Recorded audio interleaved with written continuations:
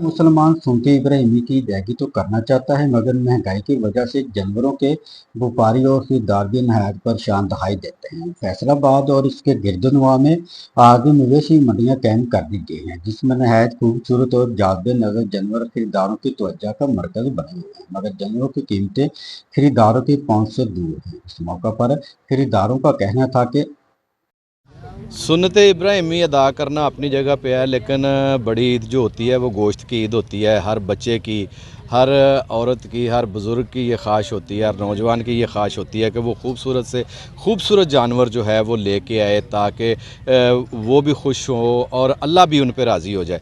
लेकिन अफसोस है कि यहाँ हम मंडी में आए हैं तो यहाँ जानवर इतने ज़्यादा महंगे हैं, इतनी ज़्यादा कीमतें हैं कि अगर बछड़े की बात की जाए तो उसकी कीमत भी लाखों में है, अगर बकरे की बात की जाए तो उसकी कीमत भी लाखों में है। तो इसके पीछे जो है वो सिर्फ़ और सिर्फ महंगाई है। मंडी में हम इस टाइम खड़े हैं और जानवर ख़रीदने के लिए आए हैं, लेकिन रेट सुन के परेशान हो गए हैं, क्योंकि रेट आसमानों को छू रहे हैं। हर मुसलमान सुन्नत इब्राहिमी को अदा करने के ख्वाहिशमंद है, लेकिन महंगाई का ये आलम है कि रेट सुन के आदमी खामोशी से घर को चला जाता है। रेट इतने ज़्यादा हैं कि व्यापारी भी उससे परेशान है और गाहक भी परेशान है।